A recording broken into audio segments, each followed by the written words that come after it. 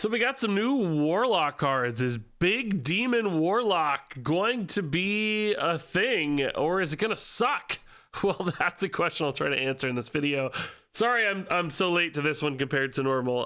Baby Regina was having a night last night. She's got 3 teeth coming in all at once, and she was not happy about it. So I didn't sleep any and slept through the review window here today. So forgive me, we're late, but we'll make up for it with some high quality assessments of these cards. Oh boy, it's a task too hard for me.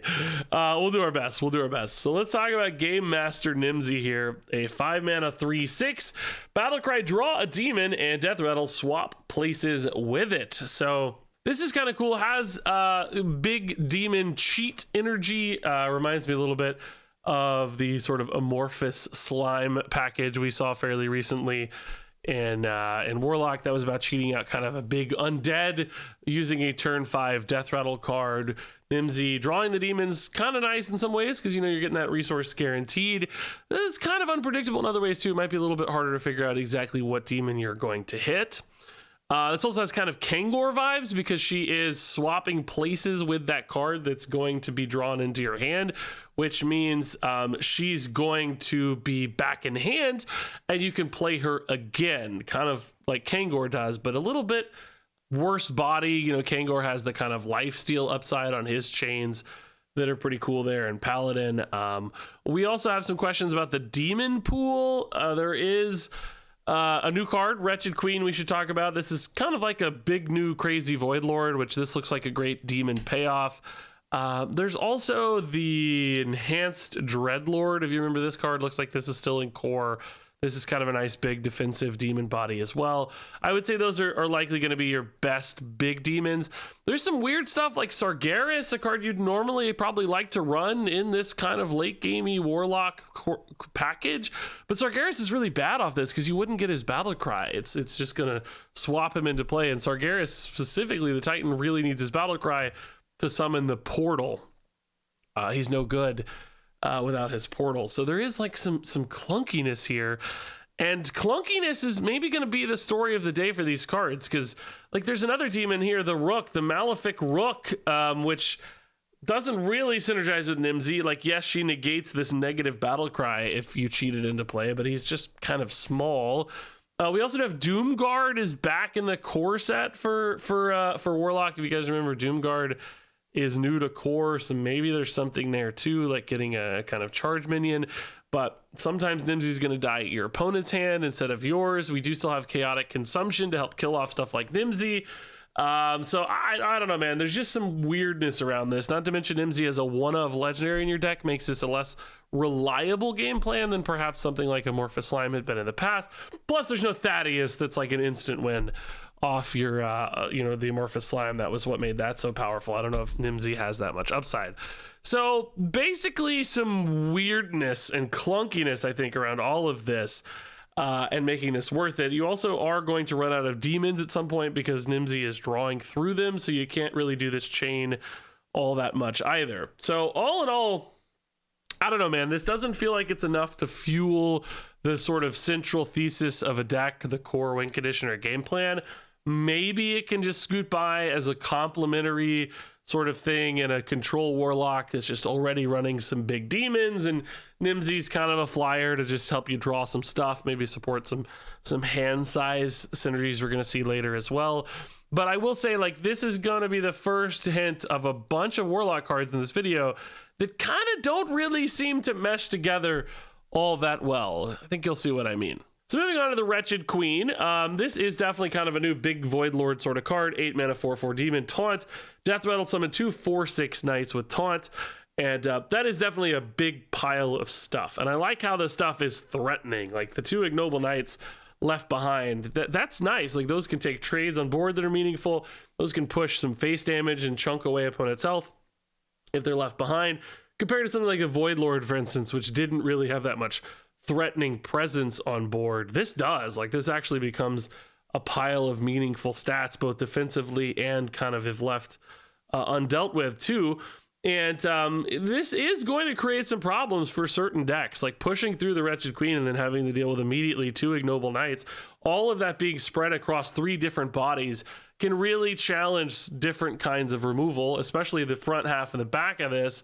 Back half of this being separated can challenge removal, forcing multiple cards to deal with a single threat as opposed to one really swift, easy answer. Now, that said, of course, silences do this pretty well, and stuff like Reno can handle this too. The poof style effects are going to ignore that sort of death rattle. So there are some weaknesses here, but I think there will be plenty of other boards and opponents and decks and archetypes that can't really handle this. And sometimes playing this for 8 on 8 will actually be meaningful and will really get in people's way and feel like a super frustrating check on their ability to get there. So any sooner that you can cheat that out, of course, even better, right? So if Nimsy is pulling this, that's going to feel pretty impactful on turn 5, turn 6, whatever, with those sort of cheat enablers. And then on 8, maybe still okay.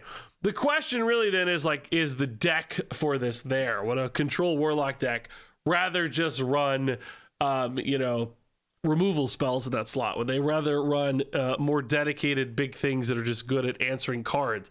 If you're running a big demon package with Nimsy and a Wretched Queen, can you run Sargeras? And do you need to run Sargeras instead, right? These are the kind of questions you have to start answering for this. And it does feel like deck kind of structure and opportunity cost become big challenges for this one.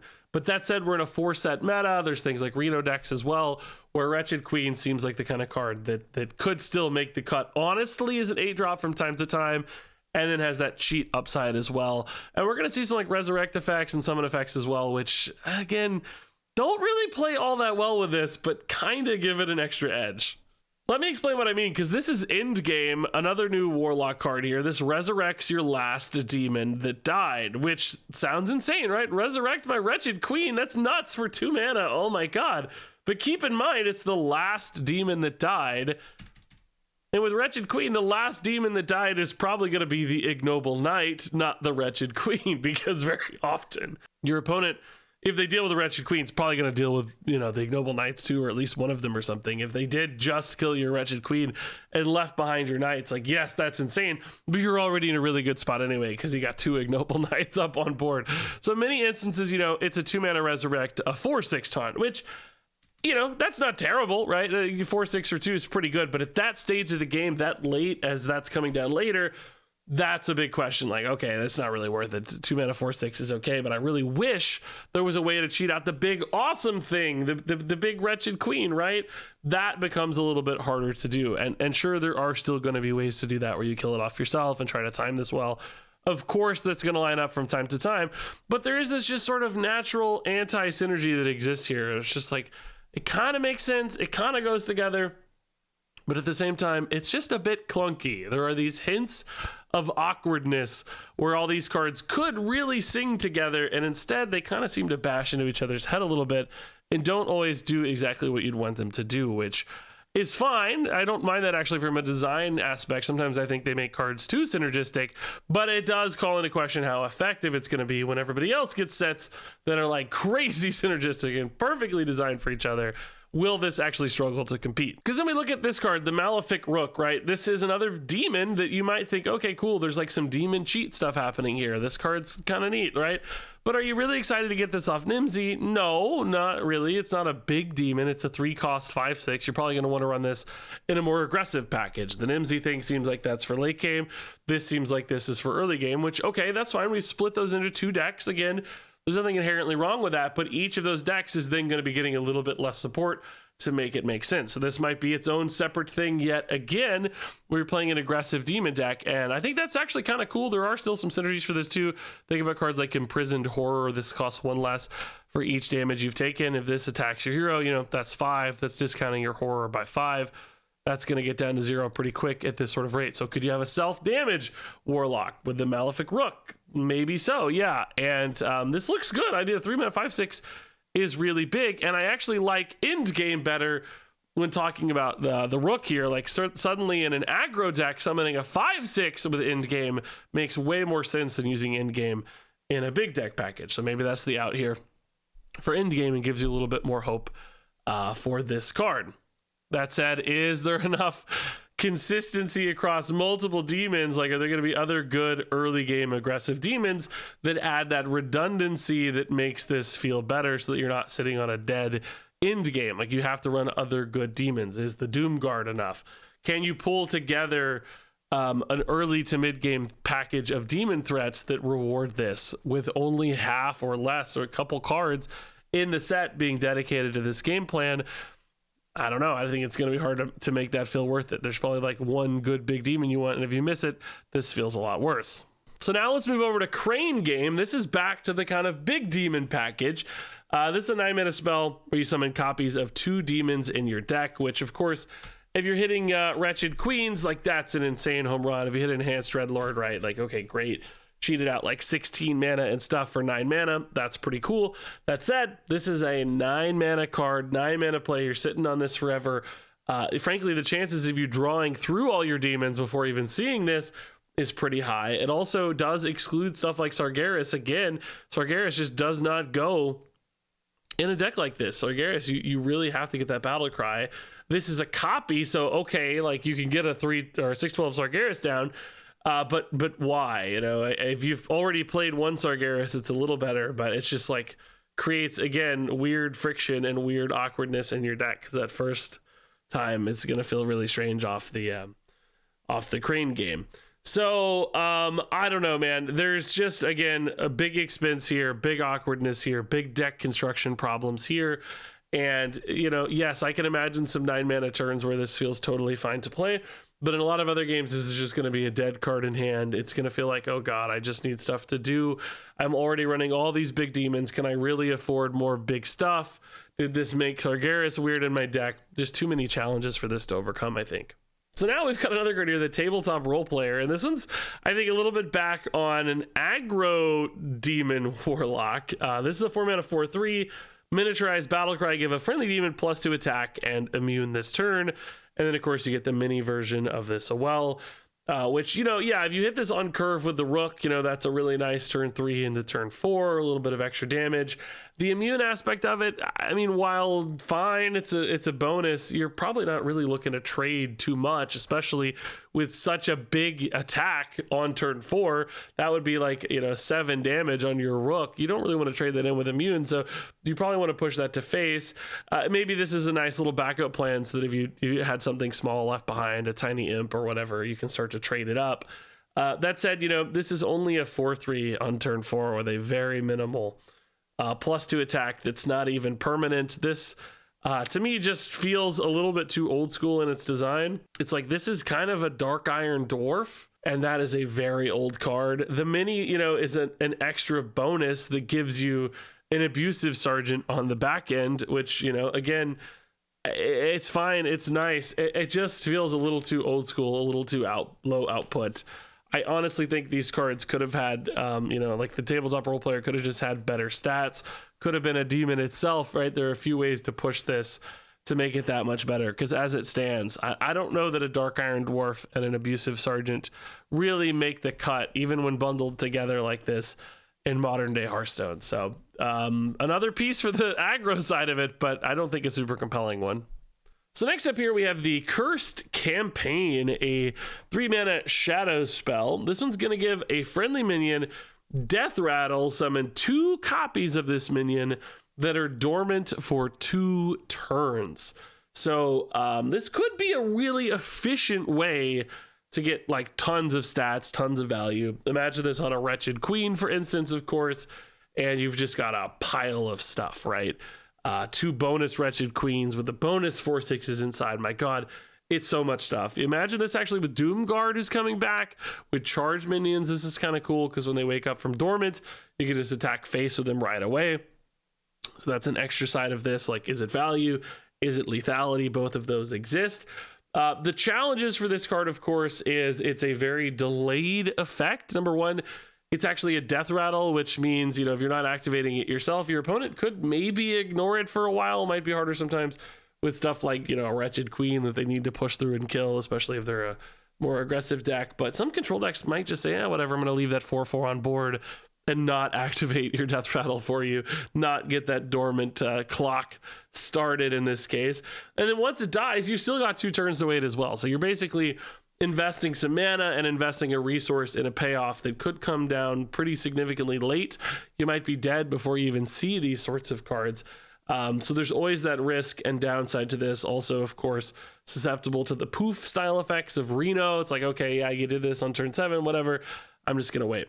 So finding the kind of right moment for this when it's not going to be too late, but also just finding the right card for this, because you are often going to have to play this the same turn you play the thing you want to copy, because it's unlikely something survives for multiple turns these days in Hearthstone. So, you know, if you want a Doomguard, you have to play the Doomguard and the Cursed Campaign together. That's an 8 mana play. If you want to play the Wretched Queen, it's an 11 mana play with Cursed Campaign. You're going to have to cheat something into play somehow for that to work, or have something get stuck behind on board, which, you know, again, is less likely and probably not always going to be the target you want. So just some awkwardness to use this, and then some real delays for it to pay off. That makes you concerned for this sort of card. So finally, a card that I just like in Warlock. This is Sketch Artist, and I think this was just good. It's a 3 mana 3/3 battle cry. Draw a shadow spell and get a temporary copy of it. And that's just good, right? There are a variety of shadow spells in Warlock. We're going to look at one in this video. I think is going to be insanely perfect for this. Here, I'll just show it. It's literally next. Table Flip. This is a 10 mana shadow spell. Deal 3 damage to all enemy minions. Cost 1 less for each other card in your hand. That's particularly nice when you're getting a temporary copy of it, because that temporary copy, you know, is not taking up the space in hand. So the original copy is going to be that extra card in hand to discount this even more. So you got 2 of these like super awesome, cheap, efficient removal right on the back of your Sketch Artist. Like, that's a dream synergy, a dream combo for this. But it doesn't even have to be Table Flip. Any shadow spell you care about, this is just good, efficient card draw for it that also gets you a temporary copy. So you're getting extra copies of the cards that you really like. And since it's a specific draw with that tutor, you know you're going to get stuff that's good, and you kind of build in those extra copies reliably into your deck or game plan. So this is just a good, solid, honest Hearthstone card alongside a lot of other stuff that feels clunky. So then Table Flip, yeah, this looks great to me. This is we literally just read it, but 10 mana spell, shadow, deal 3 damage to all enemy minions, cost 1 less for each other card in your hand. So very often, you know, if you're playing a more control-oriented Warlock, you're going to have those big full hands. This could quite easily be 4 mana or less, sometimes basically free, which, you know, is great. You're going to love that, you know, taking your time to tap, to draw cards through crew resources, and still having a super high tempo way to keep up with your opponent's board. That feels like a perfect recipe for me. That's exactly what control Warlocks are looking to do. They want to accrue all those resources. So love that this harkens back to hand locks of old and just feels like a good, clean removal spell. So yeah, now let's do some quick reviews. Game Master Nimsy is a 2-star card. Wretched Queen is a 3-star card. Malefic Rook is a 3-star card. Crane Game is a 2-star card. End Game is a 3-star card. Tabletop Role Player is a 2-star card. Cursed Campaign is a 2-star card. Sketch Artist is a 4-star card. Table Flip is a 4-star card. And there you go, folks. That's Warlock. I don't know what to make of this, man. It just feels like it isn't like cohesive. But, you know, maybe planting some seeds for later as well. I'm not that excited to make a deck out of any of this necessarily, and I think a lot of it's just going to feel slow and awkward. But let me know if you disagree, man. I don't mean to crap on the cards. We've had some pretty strong sets. Seems like Warlock just maybe isn't coming together for me in my mind, but hope to be wrong. I like big decks, big cards, big demons, so we'll see. Maybe it does indeed get there after all. I mean, this card's pretty cool. I like this. I'll try to play this. Anyway, thanks so much for watching, and until next time, game on.